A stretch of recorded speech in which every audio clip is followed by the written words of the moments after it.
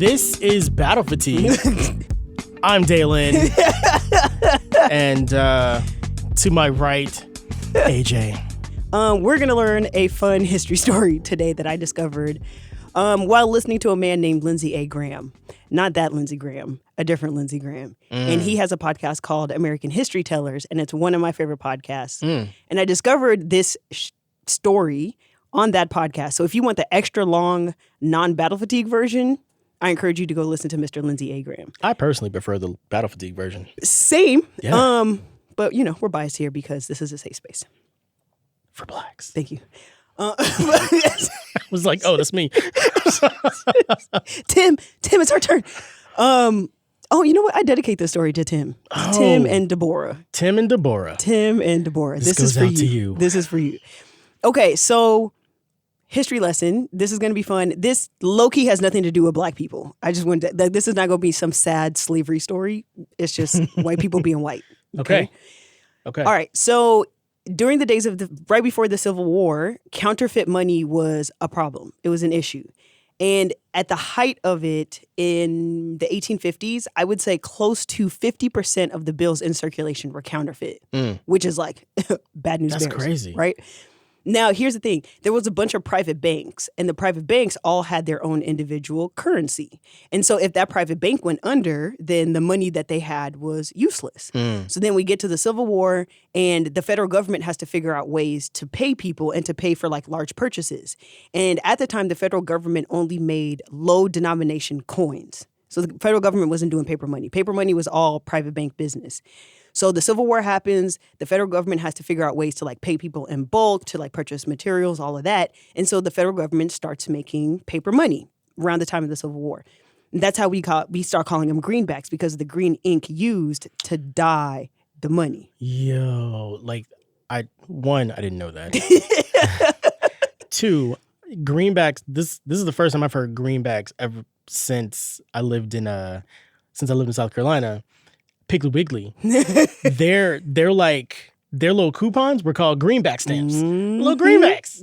Is that how they got it from? Yeah. So the federal government is going through it. Abraham Lincoln is trying to figure out a way to save the country in terms of this whole like fake money situation.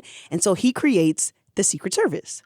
I know. The Secret Service was created in July of 1865 with the sole task at first in combating counterfeit money. Huh. And that was due to the counterfeit monies that were being created due to the Confederacy BS that was happening. So the Secret Service is created at the beginning of July. Really, it was like crafted before Lincoln was assassinated. Lincoln gets murked on April 14th. He dies the next morning at 7 a.m. on April 15th. Andrew Johnson becomes president. All hell breaks loose. All of it. The hell that breaks loose under Andrew Johnson. He is one of the worst presidents we have ever had.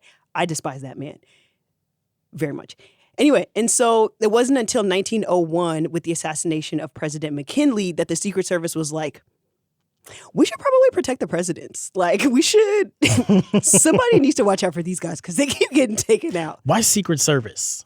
Like, was that feels like for even back then, when they started, it's like, for now, let's just call it the Secret Service.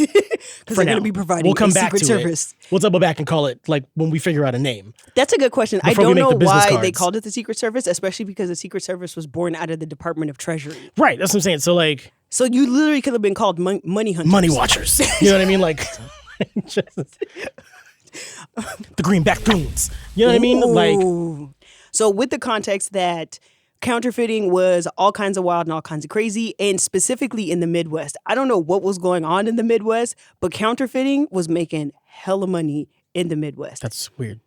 I don't understand it either. Fake I thought money was making money. Yeah, and we're about to get into that, right? So this is where the story starts. Okay. In the 1850s, there's this 20-year-old kid named Ben Boyd. And Ben Boyd and his father were both engravers, because back in the day, it's not like you could print a bunch of stuff super easy. You needed to make an engraving plate, and then the engraving plate is used to like print the pictures on whatever it is that you are making, right? Ben had a natural talent. Like, the kid was good, right?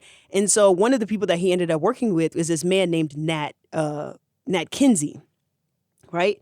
And so Nat Kinsey, you know, he dabbled in a little sketchy activities. I kind of fit part-time. Yeah, it's like I gotta make money, but also I want my money to make money. Right. And so when he started to realize how good Ben Boyd was at engraving, he goes, look, young chap, I do this thing on the side and I think it'd be really beneficial for you. And so Ben is like, what do you do? And Homeboy's like, I make money. And Ben is like, nah, I get that, but like, what do you do?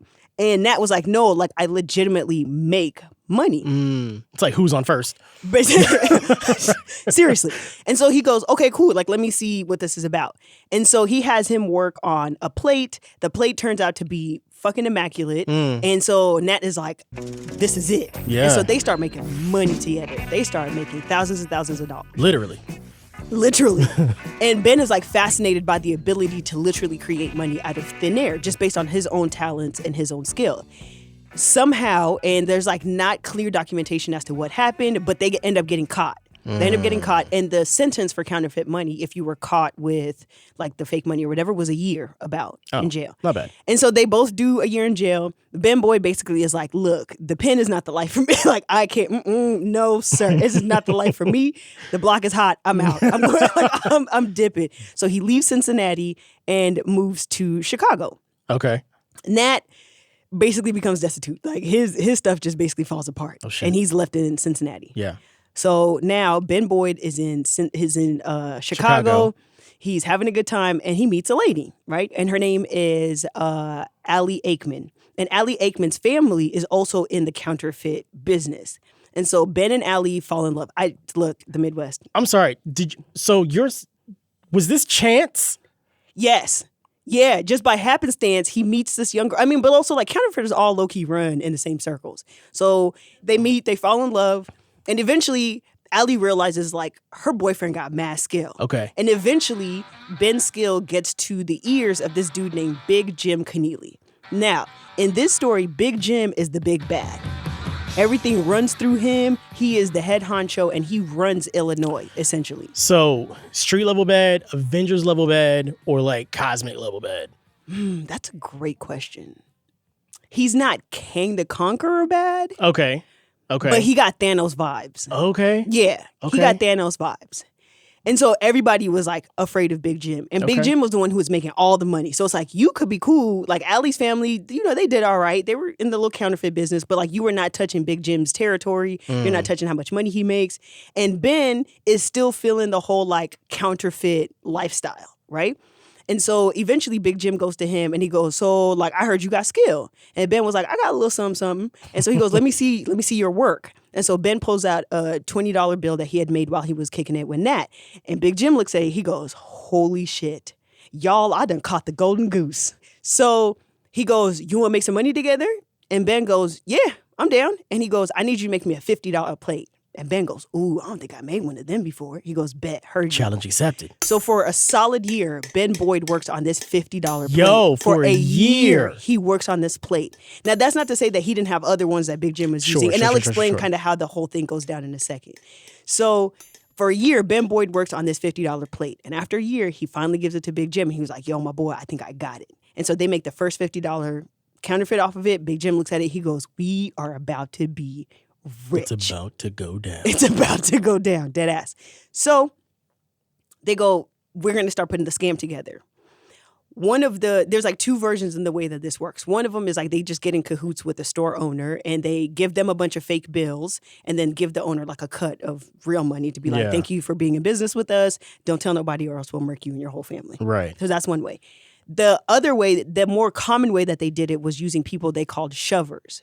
So essentially, there'd be a person, doesn't really matter the gender, but most of the time it was a dude, and they would have like a $50 like fake, a coney, right? And they would walk into a store and they would just buy like random shit, little knickknacks or whatever. They'd go up to the counter, they'd pay for it with a coney, they'd get real money back, and then they'd leave the store, walk around to some corner, and then some street kid would come and grab the merchandise that the person bought and like the real money, and then hand them another $50 bill, and then that kid takes the stuff back to Big Jim's like whatever hideout.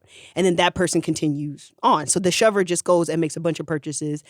And then that way, if the shover gets caught by like the police or something, or if the store owner like realizes it's a fake, they can be like, oh my God, like I didn't know, man, I just got this from the bank and oh snap, it's a fake. ATM, yeah, pretty much. Yeah. ATM in the 1860s? Okay, so they make the $50 plate, and eventually they pull in like $250,000 a year. A year, which is like millions of dollars. Y'all know I ain't doing that conversion math stuff. You can put that in Google. No, it's cool, it's cool. So it's like millions of dollars.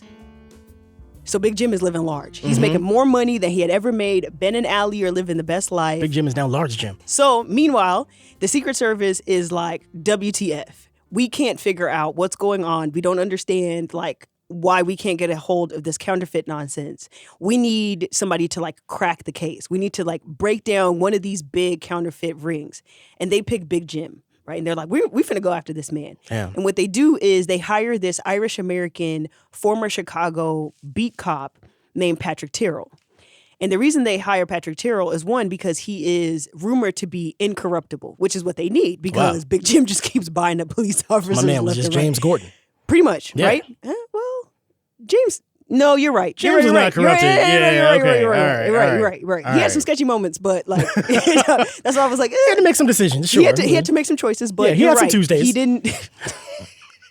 You're right, but he didn't shake. Right. He may have weebled and wobbled, but he didn't fall down. A little seesaw action, but it was fine. Yeah, so they're like, Patrick Terrell, incorruptible. We need you to go after Big Jim. That was his first case on the Secret Service. He was like, I mean, okay. So Patrick gets put on the case, and he's hunting for Big Jim. And he decides, rather than me going straight at Big Jim, I'm going to go after Big Jim's golden goose. Ooh. So I'm going to go after Ben Boyd.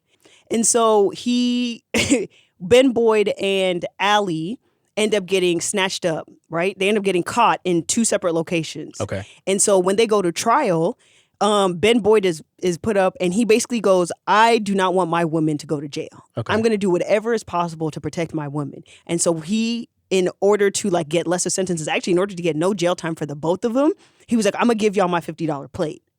Because in counterfeiting, the plate, the denomination of the money, depending on how good your counterfeit is, can net you up to 50% of the worth of the counterfeit. So if you have a $50 plate and a $50 coney, and the coney is really good, you're guaranteed at least $25 back every time. Got you. But the worse your counterfeit is, the less percentage you get back. So if your counterfeit is shit, you're getting between 10 and 20% back of the value of the thing. Right. And so Big Jim knew that losing that $50 plate, and especially losing Ben Boyd, was going to be detrimental to his business. And so after the judge is basically like, okay, cool, you give up the $50 plate, we'll leave you guys alone, because he knew that it would take him a really long time to make another one. He was like, whatever. So because, again, Ben Boyd was like, I'm not doing this jail shit, the block is hot, he looked at Big Jim and he was like, if you want me to keep working for you, I need to go undercover with my girl, which means you're going to have to pay relocation fees every goddamn time we want to move. And Big Jim was like, yeah, my boy, I'm not losing my golden goose. So whatever you need, you got it. Yeah. And so Ben Boyd started moving all over the state of Illinois. And this is why Patrick Terrell couldn't find him.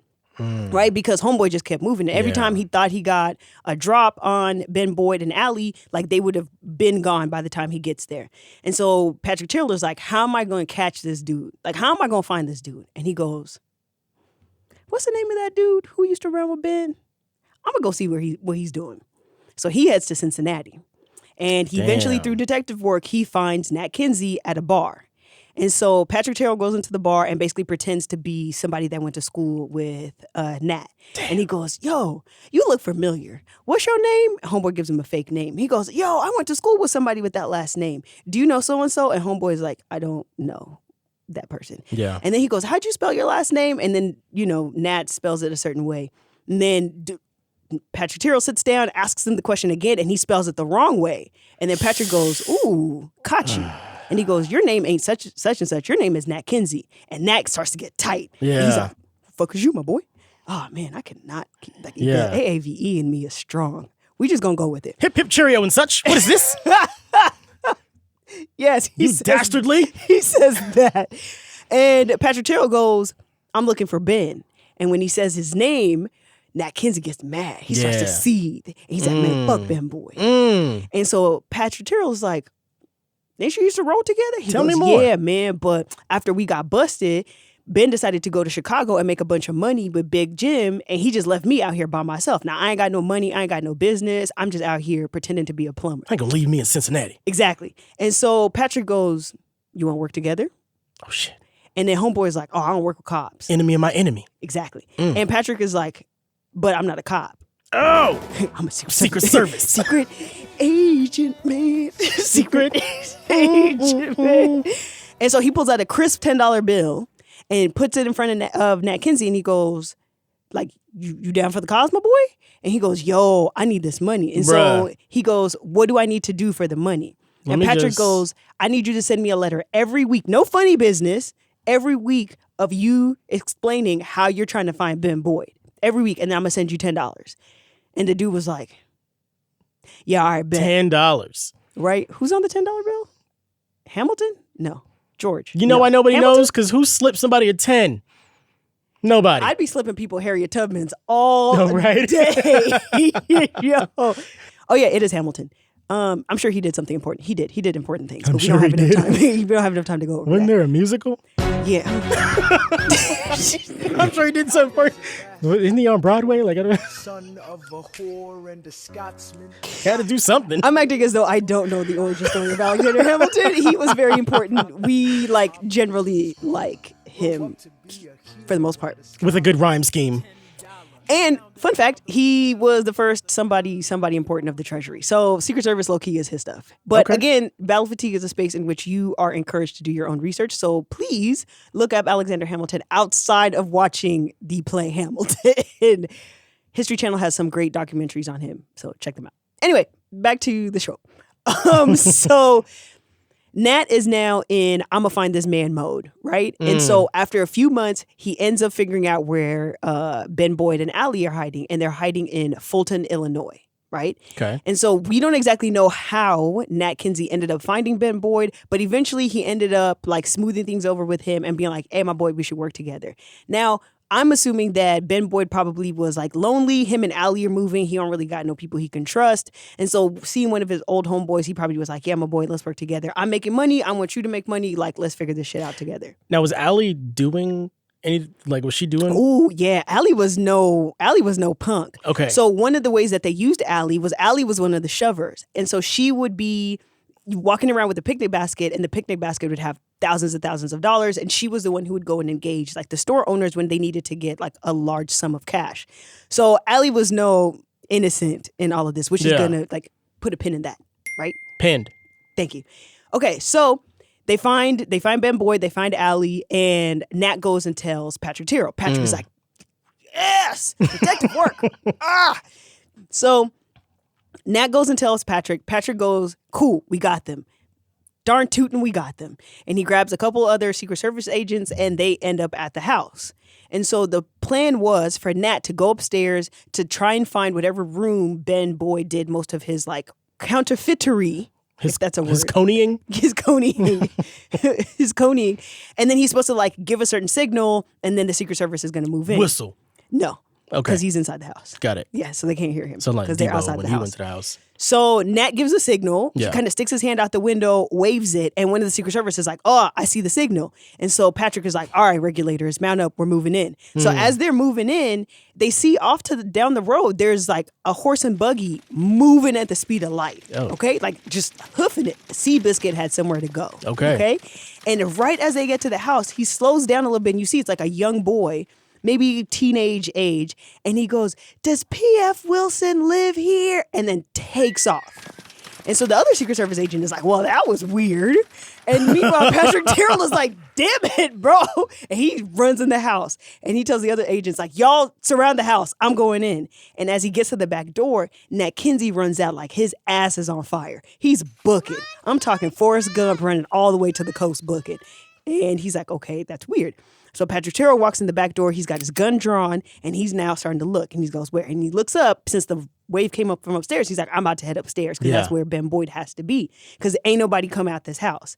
So as he gets to the first step, all of a sudden, here comes Allie, jumps up on his back with her arms around his neck and starts whooping his ass. 1 second. Let me go ahead and unpin Allie. No. Keep that pin in. Oh, pin back. Yeah, because that's not the part we need to Sorry about unpin. that. No, it's cool. You just unpin Just early. pin before it's ready to So pin. Got it. Allie's whooping his ass.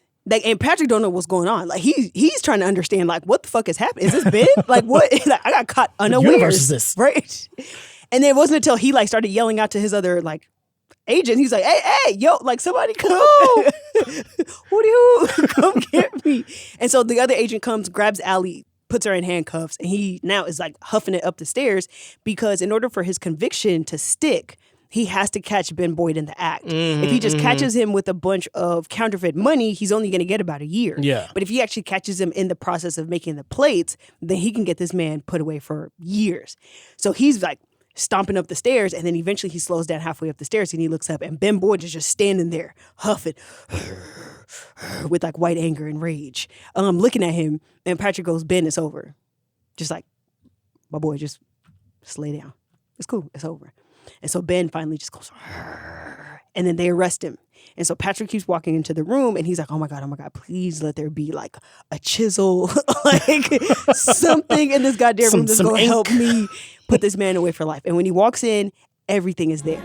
A half-finished $20 plate, the fake 20 that they were using as a way to like see how it turns out, the real 20 they were using to like make the plate, like everything was there. And Patrick is like, holy shit, I did it. I caught Ben Boyd.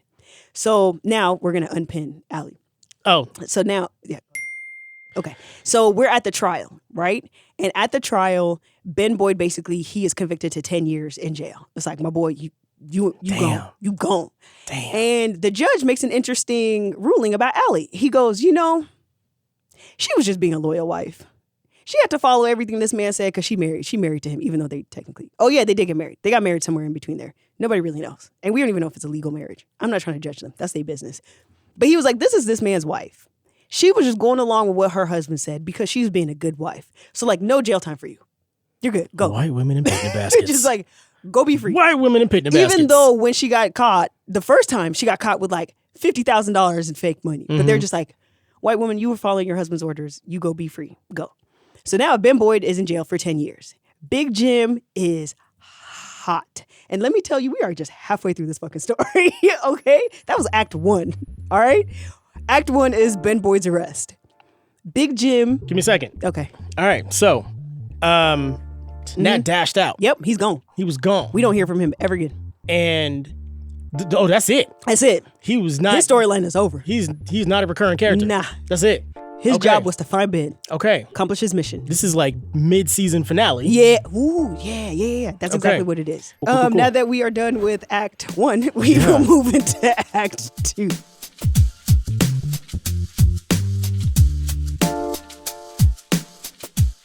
Season 2. Okay.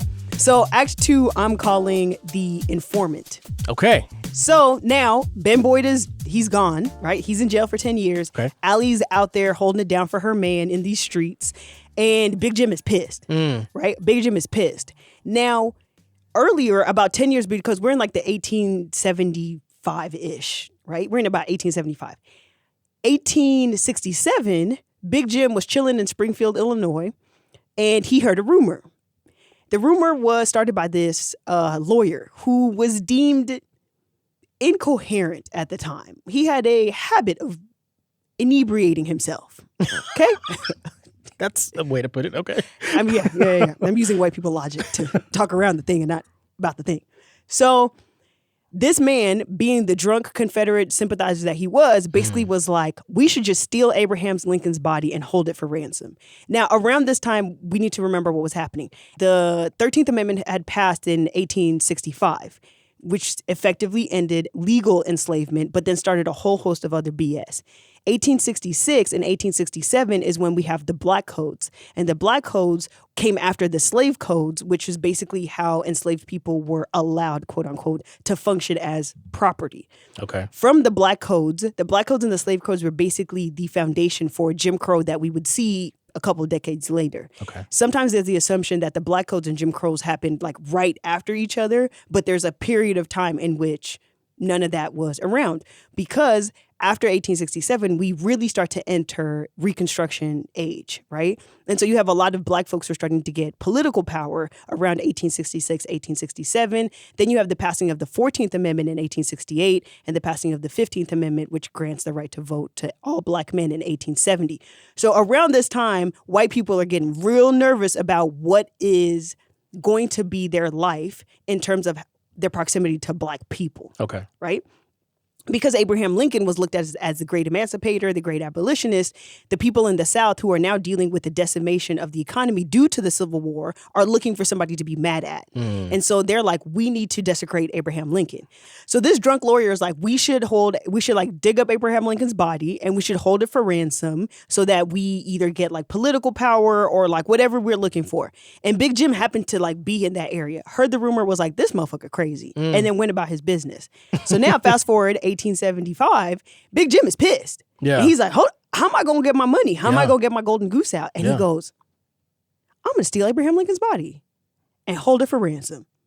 Because that idea was so crazy that he was like, nobody is going to ever think of this. And There's like, a what is the reason for federal? that. Yeah, and like, what is the federal government going to do? You want this man's body back, so Yeah. you're going to give me what I want, and I'm gonna hold this shit for ransom. I need a team, right?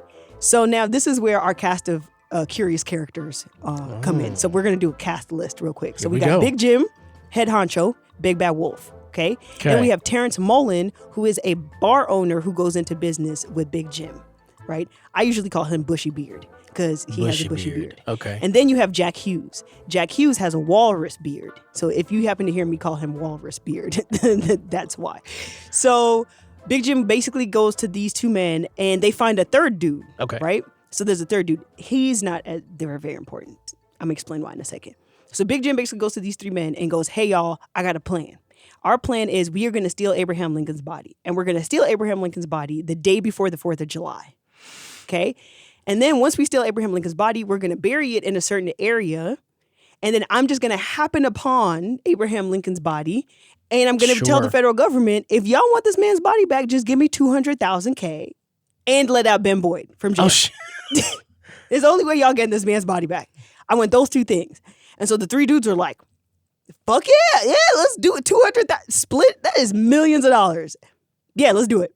Big Jim is like, perfect. Y'all put the plan together. So these men, because Big Jim knew like he could not be involved in the plan in any way, shape, or form. He had to just be the guy who stumbles upon the body. Yeah. And he knew that the police weren't going to believe him, that he didn't have anything to do with it. Of course. But he had to make sure that they couldn't prove that he had legally, anything to do with he had to make it look, I got you. So these three dudes, they start scouting. They go take tours of Lincoln's like burial site, ask a bunch of questions, talk about security, do all the recon stuff. And then one day, the third man, he's at the bar. He gets drunk. He goes outside and he sees a very pretty lady. And he goes up to the pretty lady. He's like, what's up, pretty girl? And the girl is like, ew, no. And he goes, well, F you then. Typical male fashion. Yeah. Right? Not all men, many of them. Okay? And so homeboy gets offended. And he goes, why don't you like me? And she's like, I'm waiting for my husband. He's like, no, you ain't, because you ain't got no ring. And she's like, ugh, please leave me alone. And he goes, you know what? F you, girl. I wasn't going to call her a bitch, but that's basically what he said. He was like, F you, girl. You know what's going to happen? I'm about to steal Abraham Lincoln's body, and I'm finna get rich. And then I'm about to get all the girls, and I ain't finna have no time for you. And she's looking at him, and she's like, what? And he goes, yeah, F you. I'm about to go get rich. We're about to steal Abraham Lincoln's body. Literally says the whole plan, the date, everything. Says it twice. And then walks away. So the girl's brother comes around the corner, and she goes, my boy, let me tell you what this man just said to me, because this shit is wild. And they go to a dinner party. And at that dinner party, what did they talk about? This man who apparently has a plot to steal Abraham Lincoln's body. So the rumor spreads. The rumor gets back to Big Jim. Big Jim is like, you had one job. You had one job. And that one job was to keep your mouth shut. So they kick homeboy out. And he looks at Jack and Terrence. He goes, y'all need to find a third. And fast. Like, hurry up. Jeez.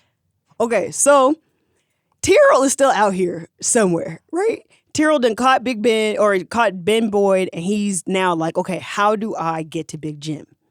Big Jim is notorious for not letting nobody new in his crews. Like, you got to know somebody who knows somebody. No new friends. Pretty much. And so he goes up to one of his lawyer friends in Chicago, and he goes, I need an informant, right? And an informant is called a roper. And he goes, I need a roper. And so the lawyer dude was like, I think I got a guy. He's been trying to get on the straight and narrow, and I think I can figure out a way to like get him to help us. Okay. And so Patrick was like, cool, I'm gonna work some other leads over here. So Patrick goes off exploring. The man's name is Louis Sweegles. Okay. Louis walks into the lawyer's office, and the lawyer looks at him and goes, what up, Lou? And he goes, what's up, my boy? I heard you got a job for me. And he goes, yeah. And he goes, I have a friend who works for the Secret Service. And Lewis goes, that sounds like cops. I don't do them. I don't do them. And then the lawyer goes, Lewis, what'd you get in trouble for? He goes, my boy, I am the best horse thief in the Midwest. It like says it with pride. He's like, the only reason y'all caught me is because my horse got tired. I don't know if that's really what he said, but it feels like some shit that Louis Sweegle would say. Right. Because Louis Sweegle is also a talker. He got the gift of gab. He can talk himself in and out of a whole hell of a lot. And so the lawyer looks at him and goes, do you want to be on the straight and narrow? He goes, yep. He's like, do you want to make some money? And he goes, yeah. He goes, I need you to be a roper. And Lewis was like, my boy, you know I'm a criminal, right? And like, we don't like ropers. And the lawyer is like, yeah, but you need money. And it's really difficult for you to get a legitimate job. So these are your options. Lewis is like, let me go think about it. He goes home, he talks to his wife, and his wife is like, I mean, we need the money. So like, do you? So he goes back to the lawyer. He's like, I'm in. And the lawyer goes, cool. We need you to break into Big Jim Keneally's gang. He's like, son of a bitch. Like, I should have asked for details I don't know why you first. didn't get the details. And he goes, Big Jim owns a bar with Terrence Mullins. Make yourself familiar, and I'm going to connect you with this dude named Patrick Terrell. He's going to be your handler. And so Lewis is like, all right, bet. So he goes, he meets with Patrick. Patrick is basically like, I'm trying to take down the Big Jim Keneally gang. They're counterfeiters. I need you to find a way to get recruited into the counterfeit gang, and then we'll help take them down. I will give you $5 a week, which is like more money than Patrick Terrell had made legally. Sure. And so he was like, heard you. Cool. And so he knew that it was going to take a long time for them guys to trust him. And so he would just start going to the bar. He'd get in good with some of the lower bar people, Right. play pool with them, Work your way up shoot the the shit. echelon. But every once in a while, he would go and he'd like make some sort of comment to Terrence. And Terrence Mullen was always behind the bar. He'd make some sort of comment to Terrence Mullen, and Terrence Mullen was not friendly.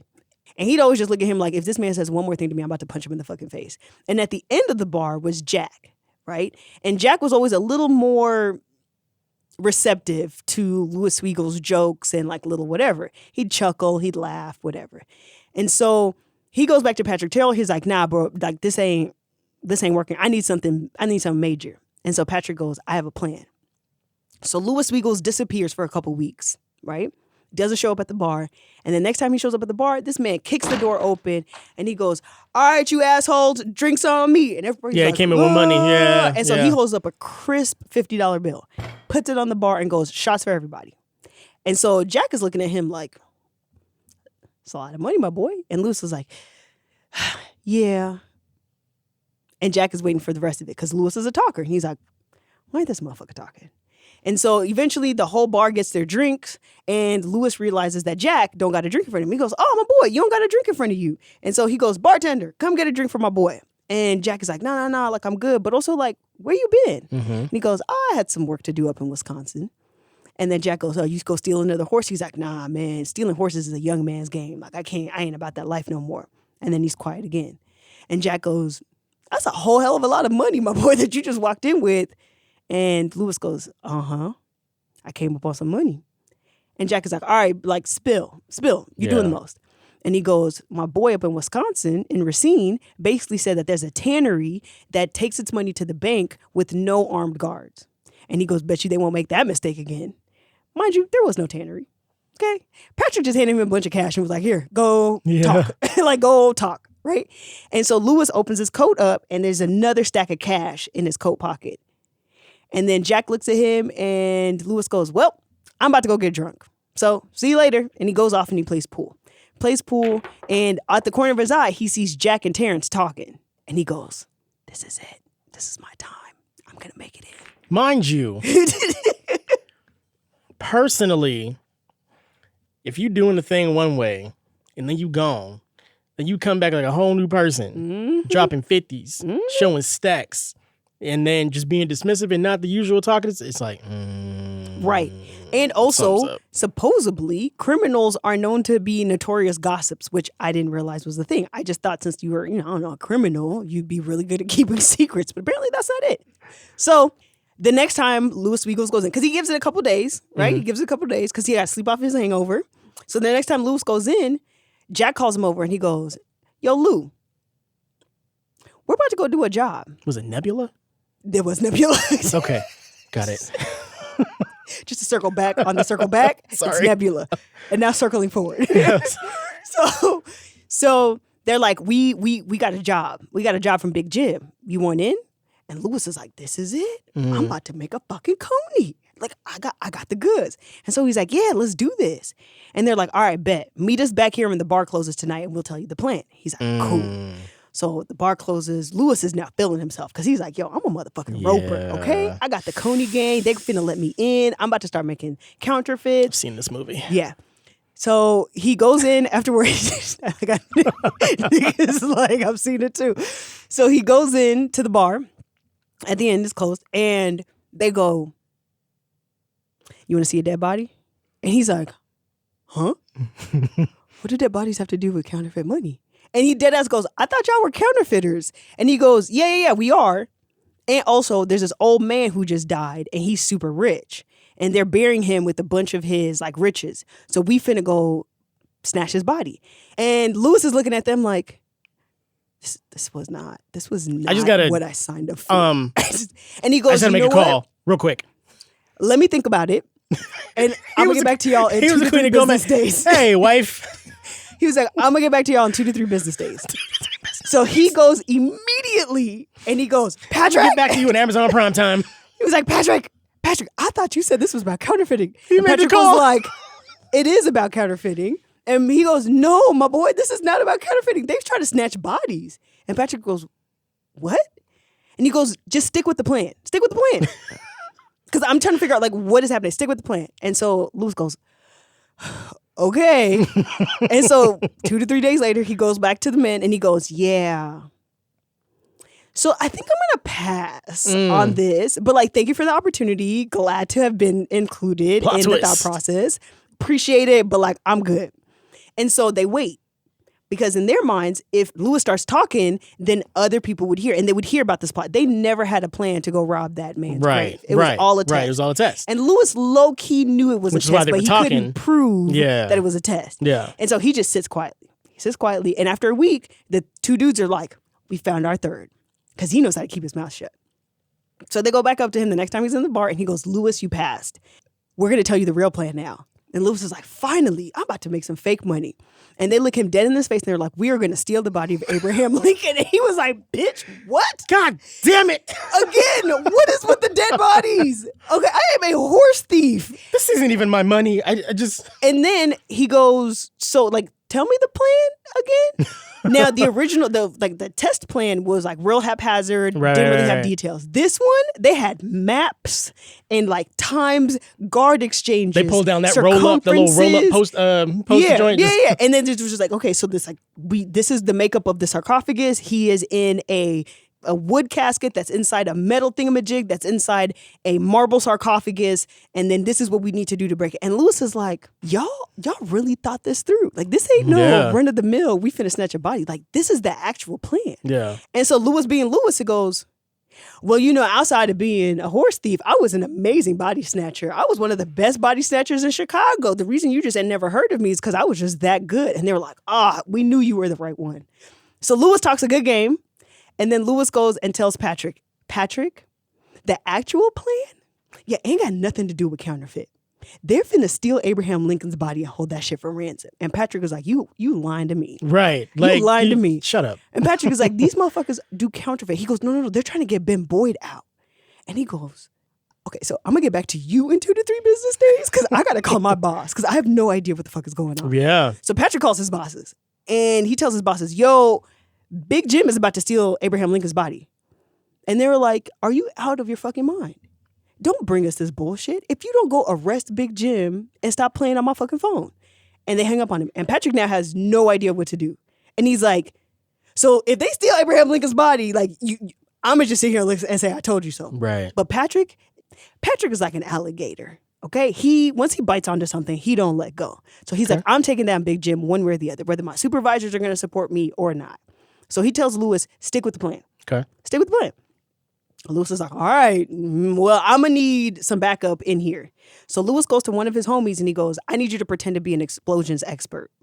And the dude is like, why? And he's like, because I got myself into a little situation that I may need backup in case this thing goes left. A little off book here. And so the dude is like, all right, cool, whatever. So Lewis goes back to Jack and Terrence and goes, hey, I've got this guy. He's an explosions expert. Since this thing is made out of marble, we may need to blow some part of it up. And so they're like, okay, have homeboy come and meet with us, but you can't come. He has to come by himself. He's the body snatching expert. So of course he would know. Yeah, that kind of thing. Right. But then they just told him that dude needs to come by himself. And so they had practiced the story, and he said that this was the dude that helped him rob the tannery up in Wisconsin. Yeah. And so they had practiced the story. So homeboy goes in, meets with the two dudes, and they go, so where'd you say you guys worked out of? And he says the wrong city. Idiots. He says the wrong city. And they start looking at him like, this dude is a narc. And so as they're getting ready to whoop his ass, they're like, I thought Lewis said Racine. And he goes, shit. And he goes, man, Lewis be talking. He could tell the same story 3 times and all have different details. And they were like, yeah, you're right. That boy do be talking. And so he passes the test. 2 days later. Get the 2 days later, the group is getting ready to head to Springfield where Lincoln's tomb is. The plan is in motion, right? Okay. It's now train day, right? Okay. So the 4 men are at the train station. They don't buy tickets because criminals. And they literally run onto the back of the train and jump on. Tyrrell happens to be at the train station also because Lewis has been feeding him information, right? And so Tyrrell goes up to one of the employees, the porters, and basically goes, have you seen 4 suspicious looking dudes probably carrying a bag of tools? And homeboy's like, no, I haven't. But if I do, I'll let you know. Homeboy's like, cool. So Patrick and his Secret Service agents are walking up and down trying to find them. Wait, is this Act 3? Or are we still Act 2? Oh, no, I guess this could be Act 3. This is now the Body Snatch. Okay, we're in Act 3. Got it. The Body Snatch. So homeboy is loading up bags, whatever. He finishes loading up bags. He's wiping the sweat off his brow. And he happens to look up and he sees 4 men jump onto the end of the train, right? So he's looking around and he's trying to find the Secret Service agent. And he finds the Secret Service agent. He goes, sir. Patrick goes, what? And he goes, they on the train. And Patrick's like, what? Do you know anybody named P.F. Wilson? He goes, they're on the train. Look. And Patrick turns and he books it, right? Because Patrick ain't no spring chicken, right? So his other agents get on the train and Patrick just barely. Tom Cruise booking. No? Because Tom Cruise be booking. Tom Cruise do be booking. But I wouldn't give that. I've seen some of the new stuff and he's booking a little less. But, he's booking a little less. I mean, in MI, 6? He did some good running. From 6 and before. I would say 5 and before. Because 6 is where he jumped off the building and broke his leg. Because he wasn't booking enough. Oh, wow. Yeah. So I would say Patrick Tyrrell is MI6 booking, not MI2 I think that could have also been just a matter of where he decided to jump. They might have put the tape in the wrong place. Tom Cruise is a Scientologist. He don't get nothing wrong. Science Jesus usually helps him clear his jumps. Okay. Jesus Christ, PhD. That's Dr. Christ. Patrick makes it to the end of the train. He manages to get on the train, and now everybody's heading to Springfield, right? So they're on the train, and Explosive Dude decides at one of the first stops, this ain't the life for me, my boy. I'm out. Oh! And he just leaves. Oh! He just leaves. Good so now, call, though. Jack and Terrence are in a different cart. They're up ahead because they can't all be together the whole time.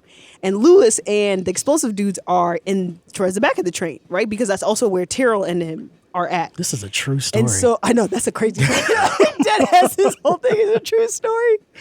So Lewis goes up to the front where Jack and Terrence are, and he goes, Explosive Boy, I wish I could remember this man's name. It might be Henry or something, or Harry, right. I don't know, but I'm just going to keep calling him Explosives Dude. Okay. So he goes, Explosive Dude is sleeping, in the back, he's mad tired, so I just want to let y'all know. And they're like, all right, bet. So they talk about the plan a little bit, and Lewis is like, I'm going to go check on the Explosive Dude. Yeah. Cool. Goes back, tells Patrick, and goes, so this is the update. This is what we're finna do. This is what time we're going to do it, da-da-da-da. And Patrick was like, cool. So what I'm going to do is I'm going to hide in a room next to the tomb that you guys are going to be in, and then you come out 2 times. The first time you're going to tell me when they start digging, and then the second time you're going to tell me when they're in the process of moving Lincoln's body out of the marble sarcophagus so we can catch them in the act. And Lewis is like, cool, heard you. So they get to their train stop. Lewis goes up to Terrence and Jack. Mind you, Terrence and Jack have not seen this man since they talked to him. Yeah. Explosive dudes, right? Yeah. He goes up there and he goes, Explosive dude is going to go get horses for us and he's going to go check on supplies. So how about the three of us go get something to eat and then we'll just catch up with him at the tomb. He's going to go do his own thing and he'll catch up with us at the tomb. And they're like, bet, cool. So they go, they get food, they go take a little nap, and now it's like midnight, whatever time they were supposed to be doing this thing. Yeah. And they picked November 7th, 1876 to do the thing because that was election. And we were getting ready to have the election of Rutherford B. Hayes, which was a whole shit show. So 1876 is right before election, and they're like, this is the perfect time to do it the day before election night, is because everybody's going to be out reveling. You know, everybody's going to be in the city center waiting for election results. Nobody's going to be worried about us. Now, originally they were doing it July 3rd. Yeah. But they lost the dude guy. because the lady didn't want his So this is all infection. the time that it took to... Yeah, they like replaned. Yeah. They were like, cool, because they already had the plan. They just needed Lewis. Yeah.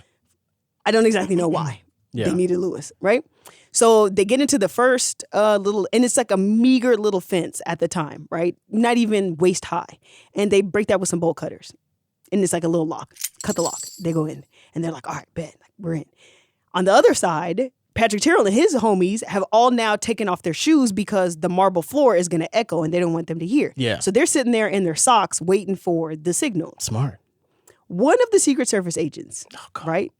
The same one that Patrick had brought with him when they caught Ben Boyd at first. Yeah. And then they have two like local police officers with them because the Secret Service was like, we're not going to give you a bunch of men for this like half-assed plan that's not even going to come true. Yeah.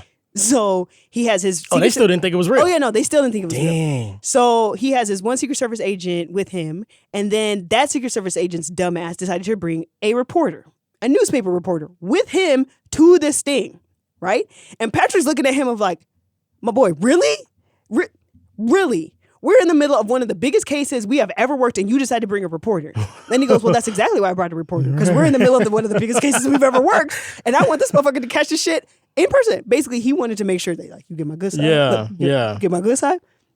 So at this point, Patrick Make can't sure really do that I nothing. was stoic. Yeah. Don't forget to talk about how chiseled my chin is, okay? So Patrick is like, I can't really do nothing right now. Like, this shit is happening literally in a matter of minutes or an hour or whatever. Like, you go stand over there and mind your business, okay?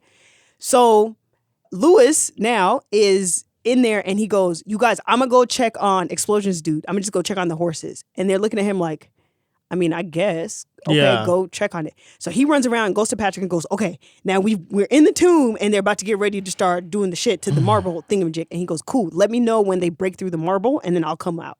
He's like, all right, bet. So Lewis goes back. He starts getting antsy. He's like looking around. They now have broken the marble thing and they're starting to like lift the top of the marble thing off. And Lewis knows that he needs to go and tell Patrick.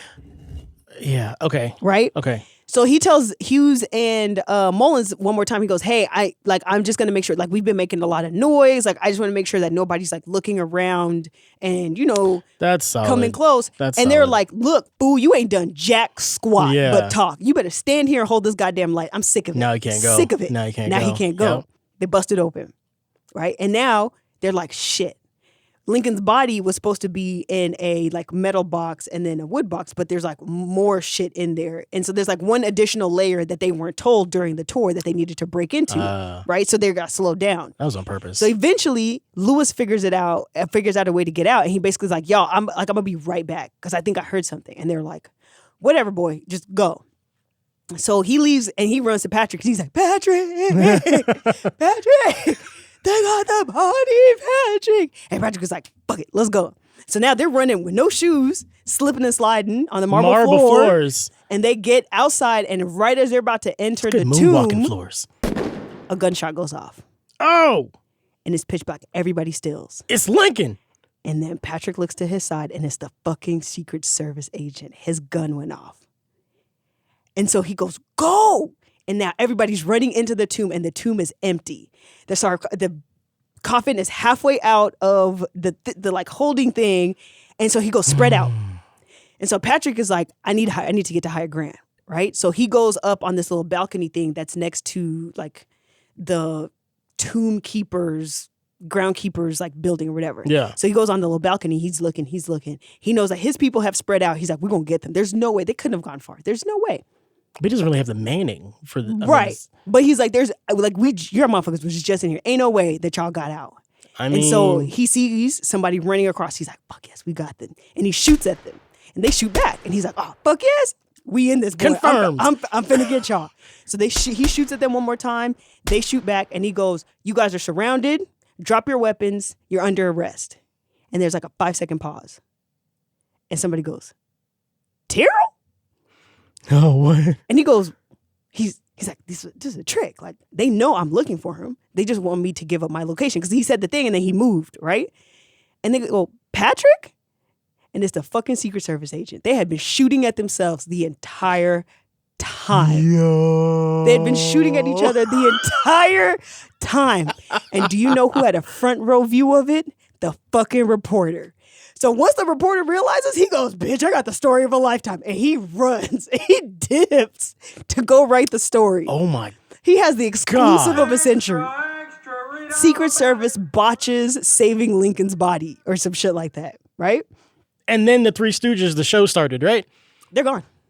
Like it had to been after this. They're gone.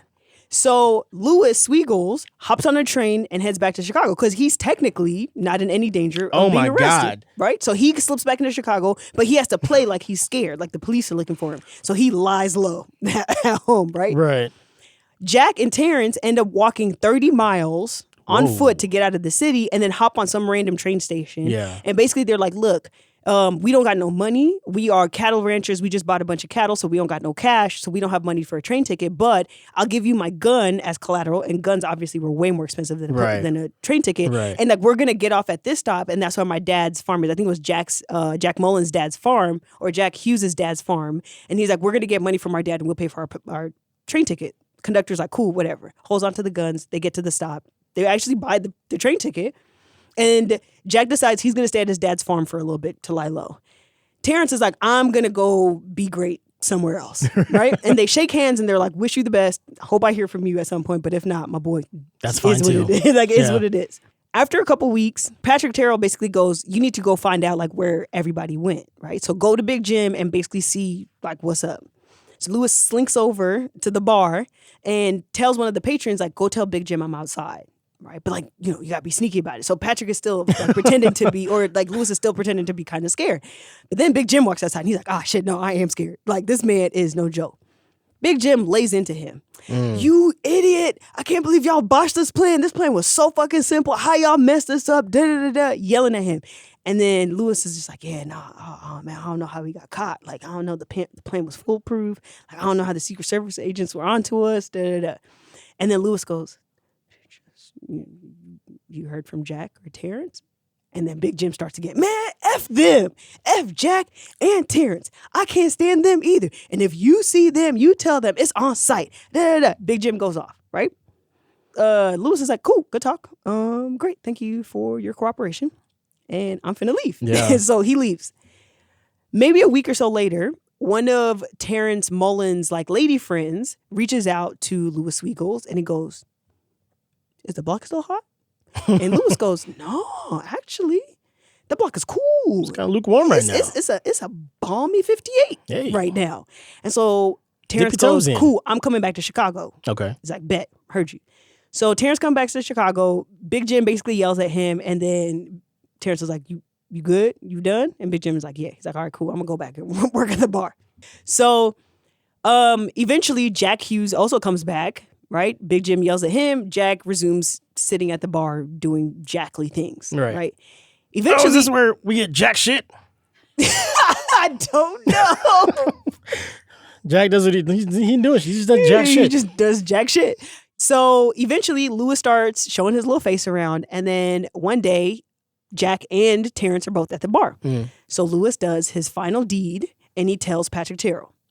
Meanwhile, this entire time, Patrick Terrell is going batshit crazy. Yeah. Because that reporter that published that story was the most embarrassing thing that had ever happened to him. Everybody was making fun of him. He botched it. This is stupid. Because nobody even supported it. Like, exactly. You guys, this is incompetent use of resources. I mean, talking bad to them. And so because he's trying to regain his honor, right, he's like, I'm going to find these men.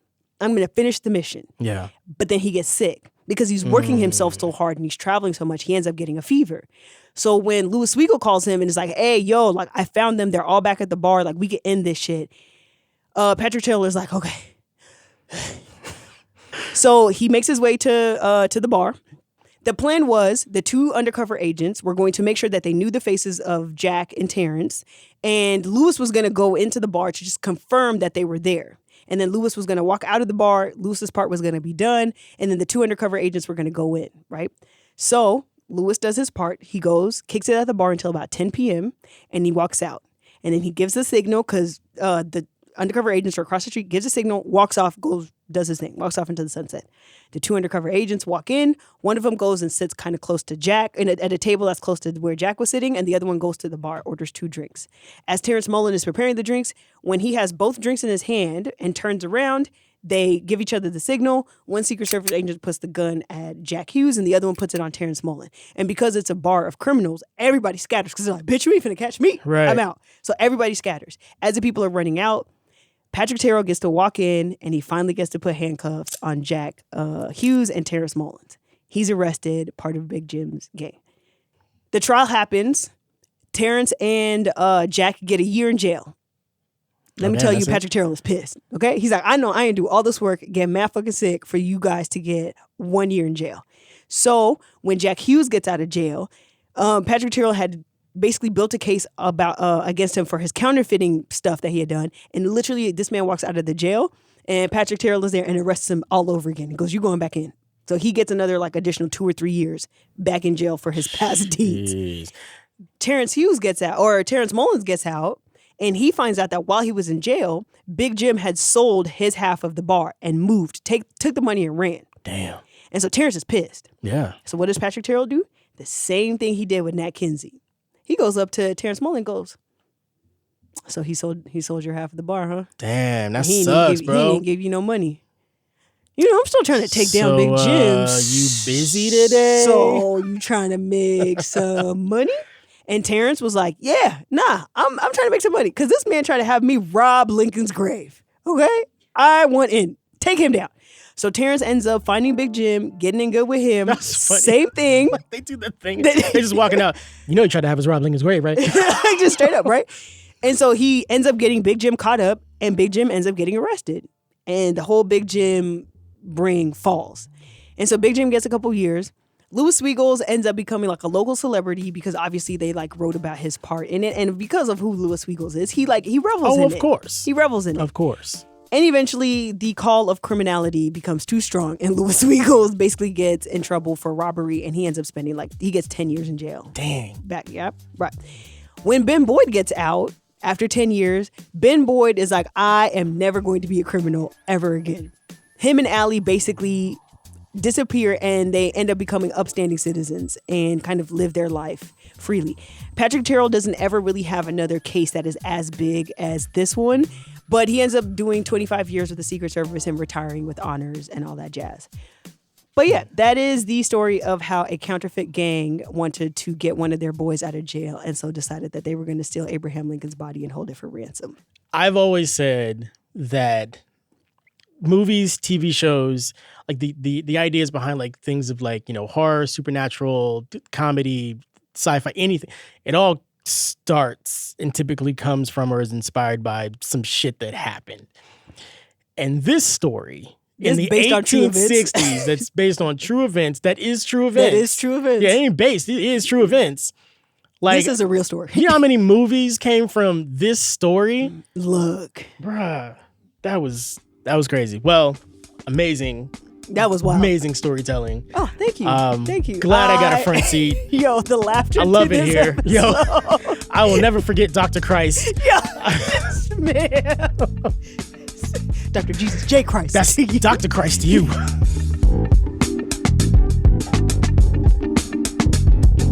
Thank you for listening to Battle Fatigue. Our show is produced by the folks over at Large Media. That's LARJ Media. Special thanks to the team at Good Juju for brand design and Roger Habone for theme song production.